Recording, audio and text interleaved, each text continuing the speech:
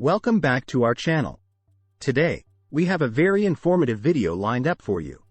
We'll be diving into the world of financial analysis and exploring the quick ratio. If you've ever wondered what this ratio is all about, how it's calculated, and why it matters, you're in the right place.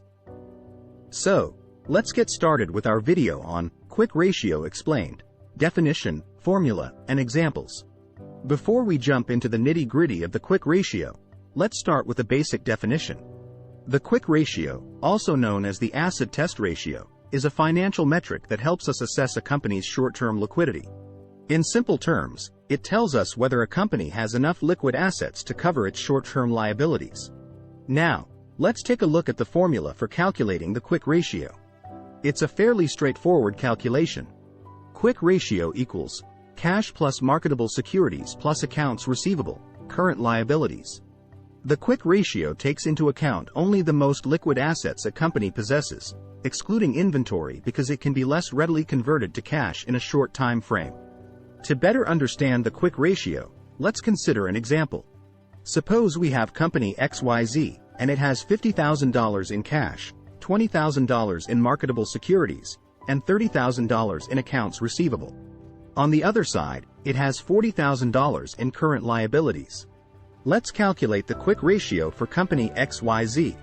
Quick ratio equals $50,000 plus $20,000 plus $30,000.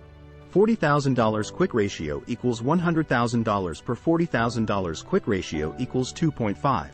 In this example, company XYZ has a quick ratio of 2.5, indicating that it has $2.50 in quick assets for every $1 of current liabilities.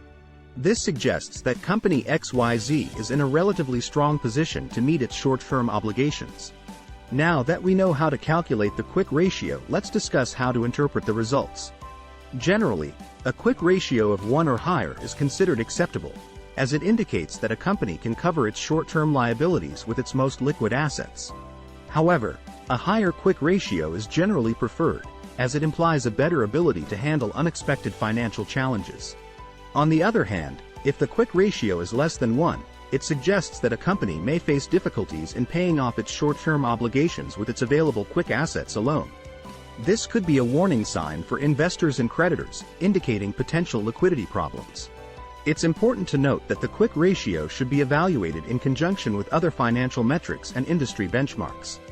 Additionally, some factors can influence the quick ratio, such as seasonality, industry norms, and the specific nature of a company's operations. So, it's crucial to analyze the quick ratio within the context of the company's overall financial health.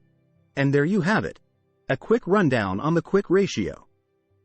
We explored its definition, formula, and even walked through an example calculation.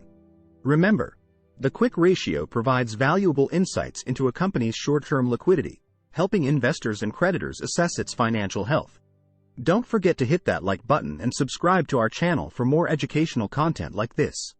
Thank you for watching.